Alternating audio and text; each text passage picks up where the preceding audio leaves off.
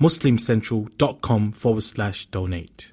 Am I allowed to ask for the forgiveness of the sins of other people in my personal supplications? If I may, then how should I do so? It is not that you can, it is recommended that when you pray, you should pray for your other believing Muslims, other Muslim brothers and sisters. It's mentioned in several places. And it's further mentioned in the Quran, in Surah Muhammad, chapter number 47, verse number 19. It says, ask for forgiveness for yourselves and the believing men and women. That means you ask for yourself for forgiveness as well as forgiveness for the believing men and women. And there's a dua of Nuh alayhi salam, Prophet Noah, in Surah Nuh, chapter number 71, verse number 28, where it says that Noah, peace be upon him, he prayed to Allah subhanahu wa ta'ala that forgive me, my parents, and those who enter my house in faith. Forgive me, my parents, and those who enter my house in faith, and the believing men and women.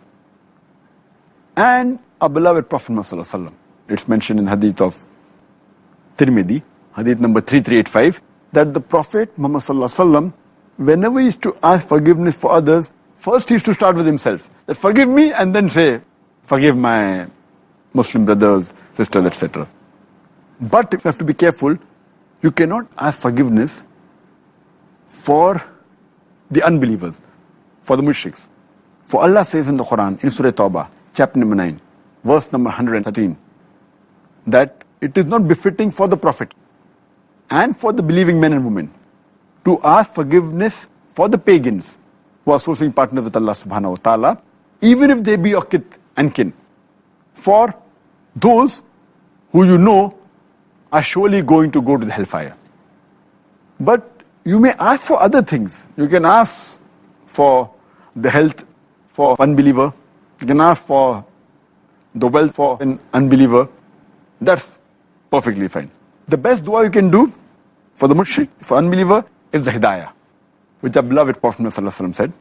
It's mentioned in hadith of Tirmidhi, hadith number 3681, where the beloved Prophet said that out of the two Umars, may Allah give hidayah to one Umar.